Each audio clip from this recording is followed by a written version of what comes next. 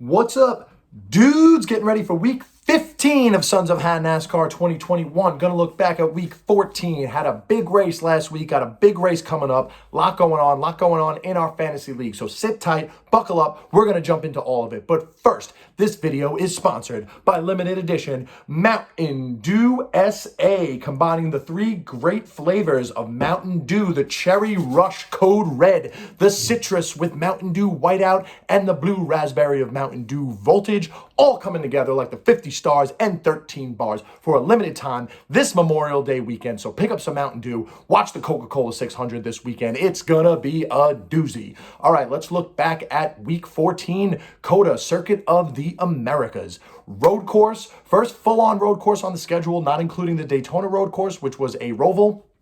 First time that a NASCAR Cup Series was raced at Circuit of the Americas, so I just want to do some fast takes on the track, which is very difficult to do because of the circumstances of the race. So I think that COTA, Circuit of the Americas, as road courses go, looks like an exciting track. I'm looking forward to future races there, hopefully in better weather, better conditions, because the rain played a huge factor in the race on Sunday, which was completely evident. So I think it's a good track. I think it's an awesome, exciting track as far as road courses go. But my take from Sunday's race is that NASCAR was maybe a little unprepared, like they were at Bristol Dirt, and there's some things that they have to reflect on, such as when to call a road course race due to weather. So normally in a road course race, a little bit of rain, they'll let the guys race. Their tracks are a little slower. They'll give the guys a chance to put rain tires on, let them get back out there. But where do you draw the line? And that was the question that was on so many drivers' minds. The rain started getting heavy. They couldn't get water off the track. There was standstill water that was kicking up. A lot of guys were disappointed at the end of the race. If you watch the post-race interviews, especially the guys that wrecked, Kevin Harvick, Cole Custer, Martin Truex Jr., these guys were extremely disappointed at NASCAR's decision to let them race in those conditions. They couldn't see. Kevin Harvick said that he's never felt more unsafe in his NASCAR equipment before, which says a lot coming from a seasoned veteran that's been racing for 20 years. So my take on COTA is that it looks like a good track. It looks like an exciting track as far as road courses go, but NASCAR definitely needs to make some adjustments in terms of when to call a road course race in the rain.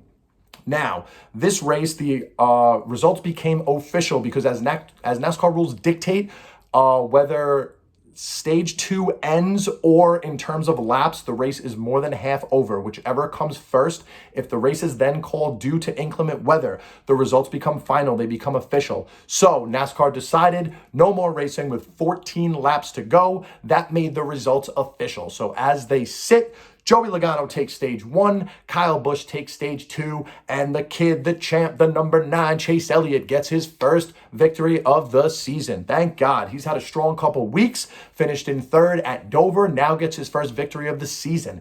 After a little bit of a slow start, after winning that championship last year, going on a huge run in the playoffs, he was kind of 50-50, wasn't in full form yet. Now he gets this win under his belt. He's locked into the playoffs, had a couple strong finishes, so I think Chase Elliott is back. He's back in championship form. Look out for him and all his Hendrick Motorsports teammates going forward because they're all looking good out there, especially being led by Chase Elliott and the number 5, Kyle Larson. This team is definitely something to watch out for. So congratulations on Chase Elliott getting his first win of the season and hopefully more to come.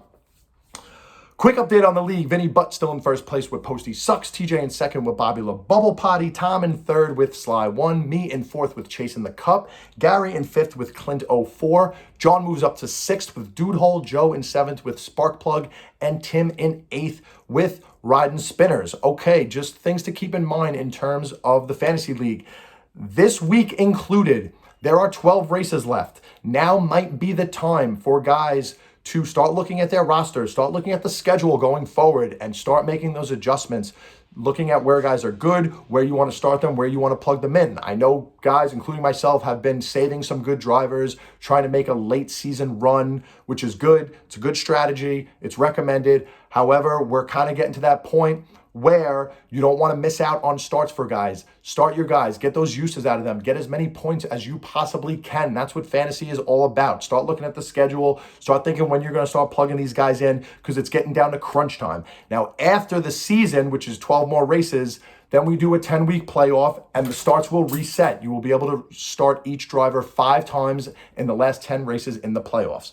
But for the next 12 races, which is when the season will end, you want to get as much uses out of your guys as possible. Rack up those points. All right, this week is a big one, boys. It's the Coca-Cola 600 Memorial Day weekend in Charlotte, North Carolina. Charlotte Motor Speedway, always an exciting race to watch, always an exciting event.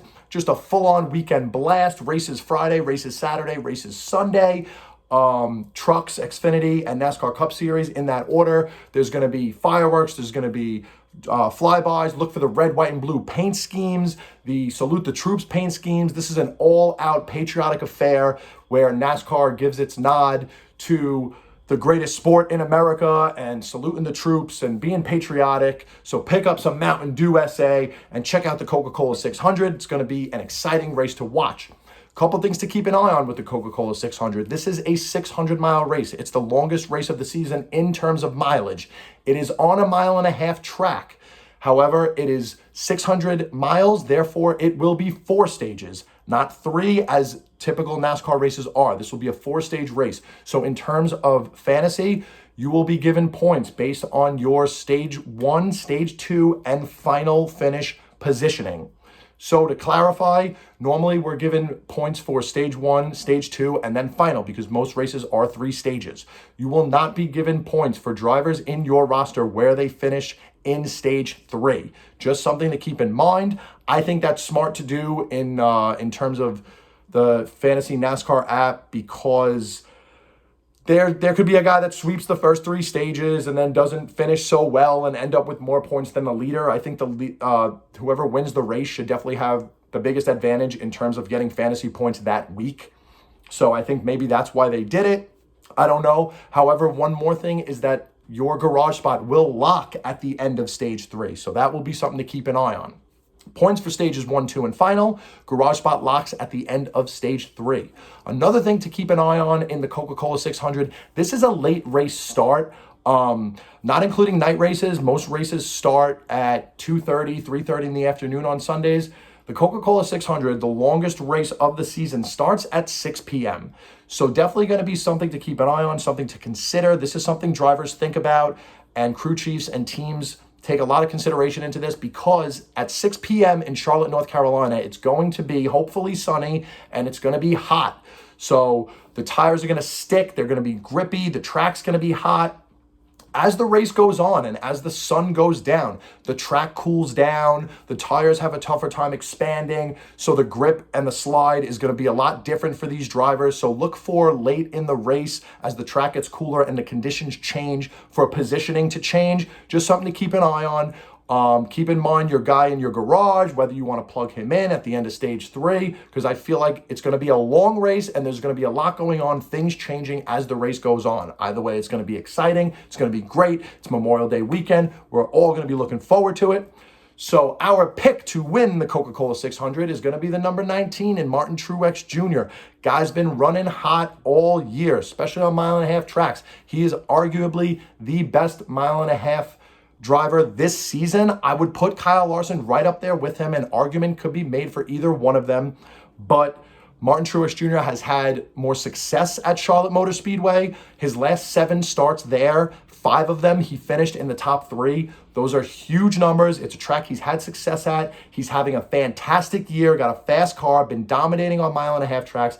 I don't think he's going to slow down this weekend. I think he's going to be right up there, definitely going to make a run, and he's our pick to win the Coca-Cola 600. Our sleeper pick is going to be Ricky Stenhouse Jr. in the number 47. He's been a guy that's been on and off. He's on a new team this year. Started out hot, had a couple top 5s, couple top 10s, then disappeared for a little bit. I had him doing well at Talladega. He ended up finishing like 37th. I feel like he's a guy that's in and out. And he's trying to make his way in there to solidify himself as like a tier 3 driver. And I think this weekend at the Coca-Cola 600 in front of a sold out crowd, it's a big event. There's going to be all eyes on it. If he can get a little bit of that momentum going and see that this is a big race and turn it on a little bit, I think he could definitely make a run. So those are going to be our picks. That is the Coca-Cola 600 Memorial Day weekend this Sunday, 6 p.m. Start your guys. Make your picks. Any questions, reach out to me. Good luck, everybody. Boogity, boogity, boogity. Let's go racing, boys.